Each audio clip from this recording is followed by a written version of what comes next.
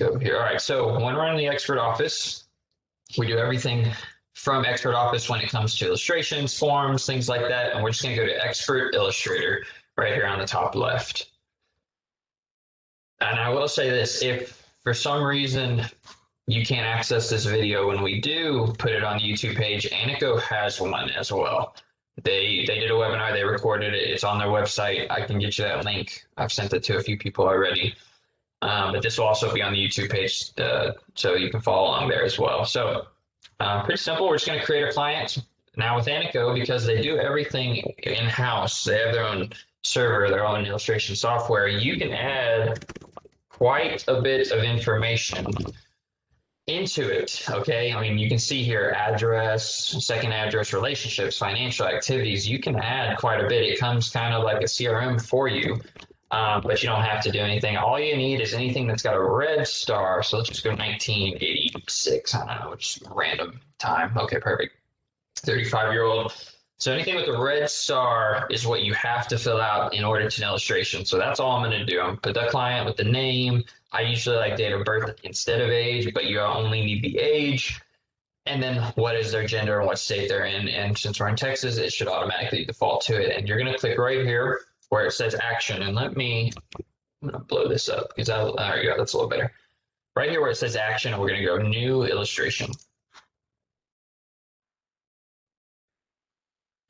And again, if you have any type of question, tell me to be quiet and ask away, throw it in the chat. I'll monitor it so that way we can make sure all questions are being asked because this should not take too long. All right, chat box is perfect. Okay, so it's automatically going to default to universal, okay? But obviously you can do a whole bunch of illustrations from here, but we're going to keep it with universal because we're doing the signature performance IUL. They do have the executive universal, which is just the UL, and they have the GUL. But again, we're only focusing on the IUL. The GUL, we already have a video on the YouTube page how to do it, okay? So if you want to know how to do a GUL, go to our YouTube page. I'll show it to you here in a second. Signature performance, and we create.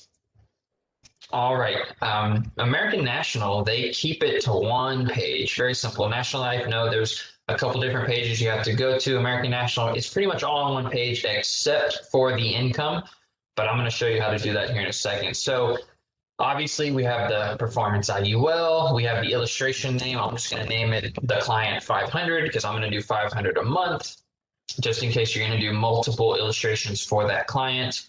Here's the rate class. I'm going to keep it standard, but if you want their standard plus, preferred plus, I like keeping it standard. And American National is pretty good at offering what they deserve.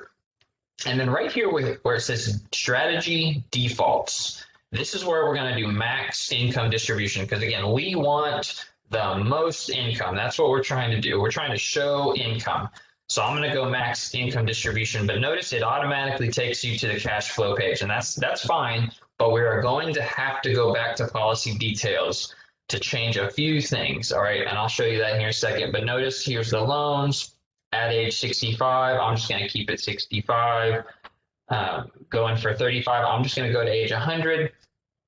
Now most people, they're probably not going to get an income after that. I mean, not that they can't, but most people aren't going to live to 100. So I'm just going to income to age 100 is fine. That's what they default to.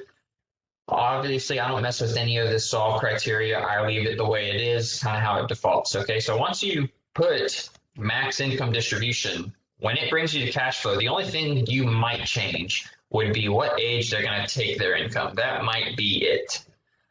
65 is roughly retirement age, so I'm going to leave it there. And we've got somebody who's 35. They're pretty young. If they're a little older, you might want to push it to 67 or 70. If they're a little younger, maybe you could go a little earlier, but I'm just going to keep it 65. But now we've got to go back to policy details. And notice what it does. It automatically puts the death benefit at minimum because again, when we max fund this and we're trying to get the most income possible, that means we're going to lower the death benefit. Okay, the base amount, notice it's gray because it's going to be calculated based on our a premium amount. And notice what they do for ANICO, they default to a B to A death benefit. So B to A is increasing. And then once they take an income, they level it off. they default to that, and you're going to get a good income from it. But you have to remember, when you have an increasing death benefit, the cost of insurance also increases.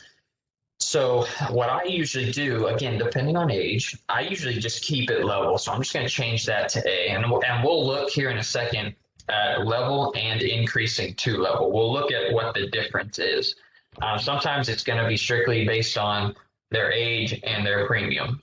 Since they're 35, we're going to pay for 30 years. I'm just going to keep it level. Okay, that way they have a consistent death benefit throughout. Premium option defaults to input because we're going to input it. And like I said, I'm going to do $500 a month. But notice over here at mode, notice what it does. It automatically defaults to annual. So I just need to change it to monthly EFT.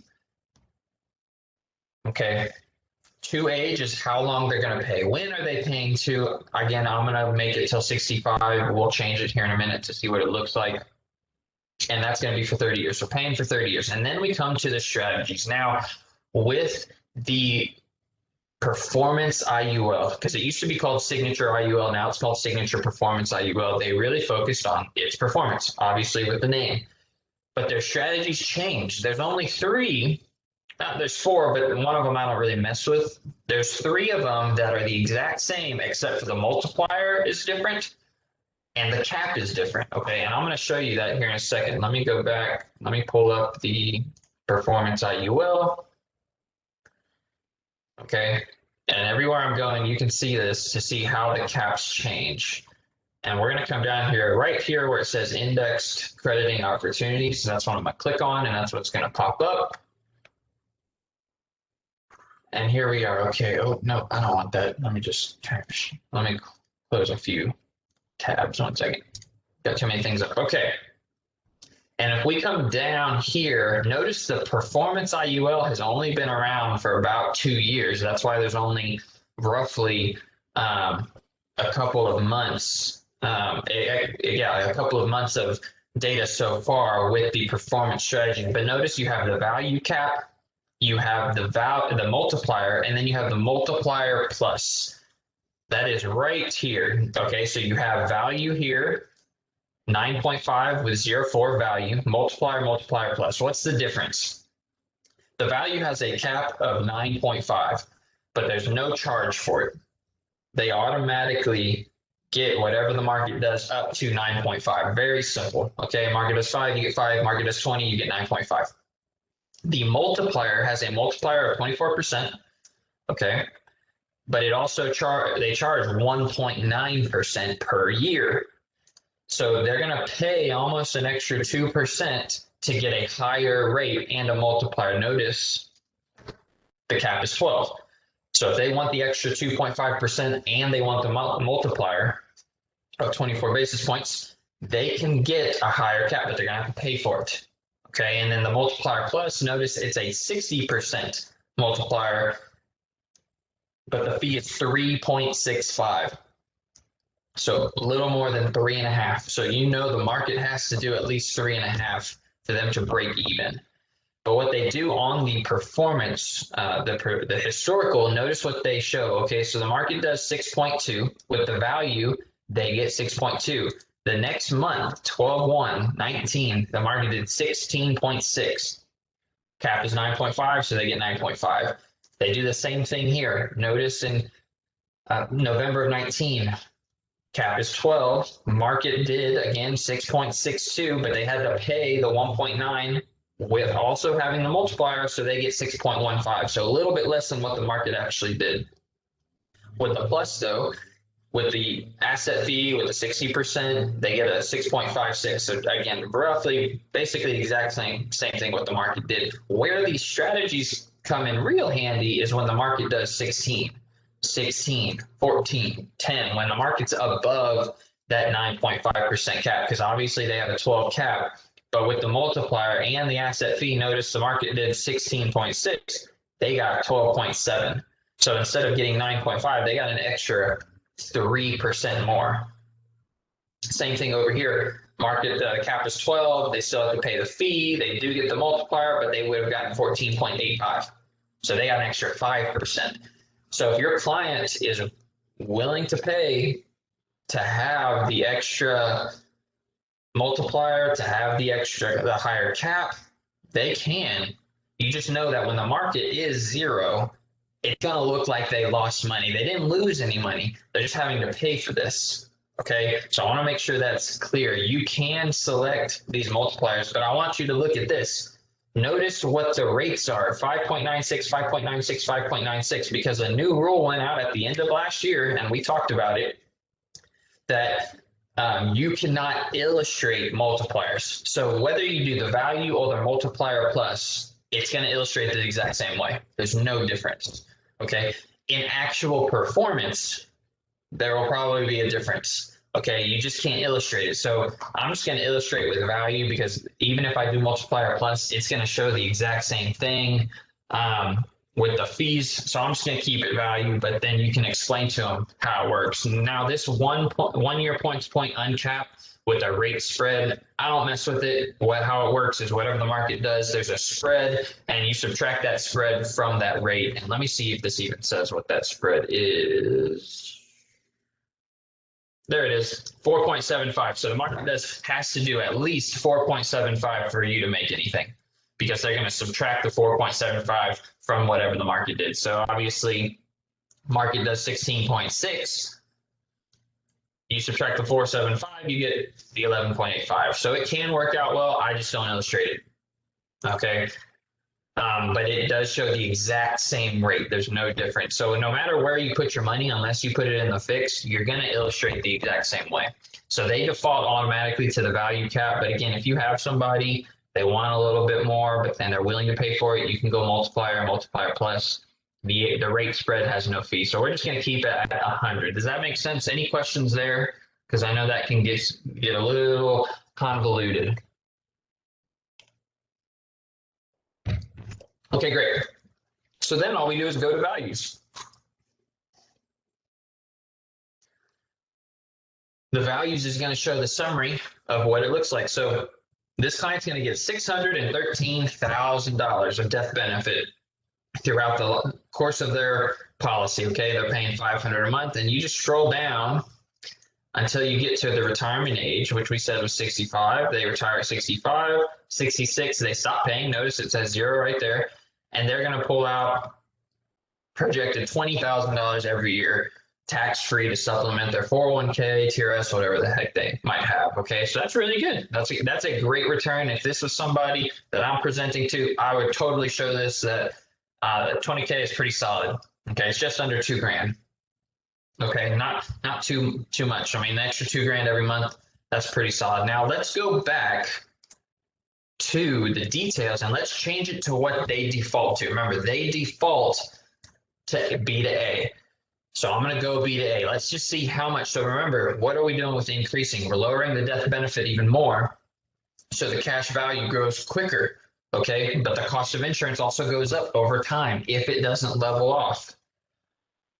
So if we go to values, if we do level it off at retirement, notice what their death benefit starts at, $235,000. So they're losing $400K. So if it's somebody, personally, I'd rather the client have the $400,000 extra, because it still has living benefits, and obviously this is life insurance first. But if we come down to a healthy life, notice again, stop paying.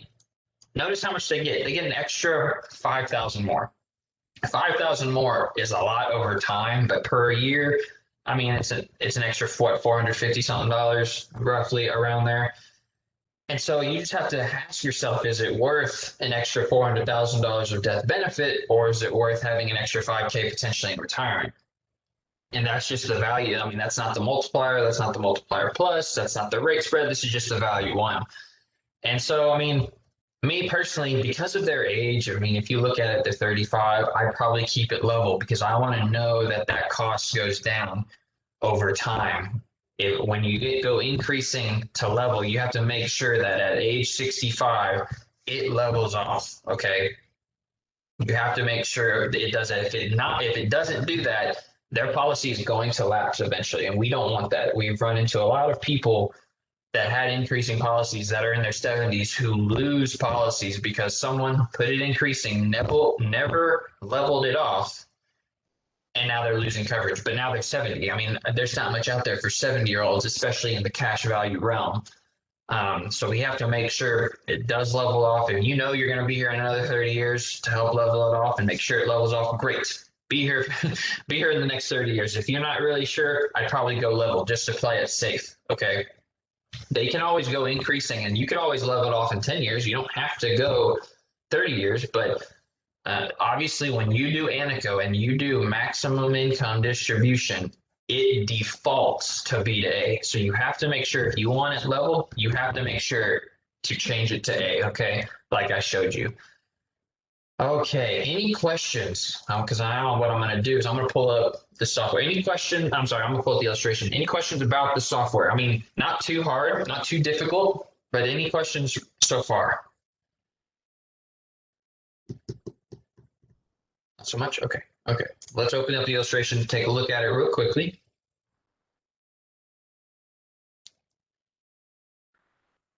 Here we go. Okay, so here it is. This is what it looks like. Obviously designed for the client. There's my information. A little bit about the company. There's the, oh, I kept it B. Let me back up. Let me go back to A. Because I kept it B to A. Okay, back to A. There we go. Now let's open up the illustration.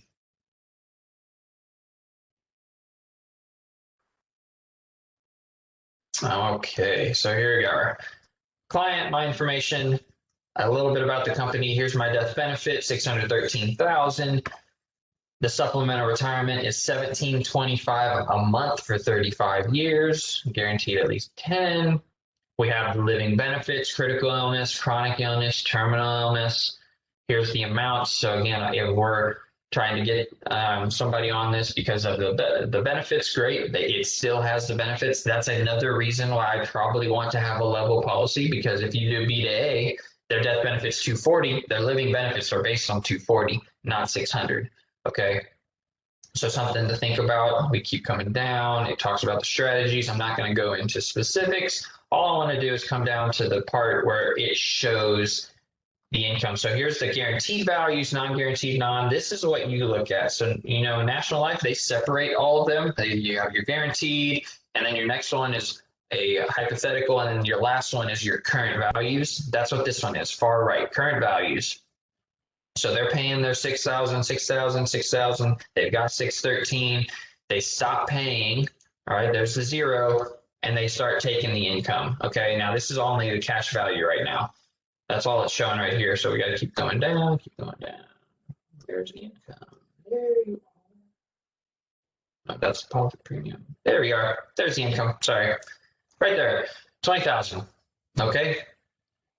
And they're projected to get that all the way to age 100. They will notice the policy still keeps going, but again, ANICO, they default to age 100. You can change that. You can change it to 110 if you want. The income varies a little bit once you get past age 100, but they can, again, this is all hypothetical. This is all projection. They are projected to take it for the rest of their life.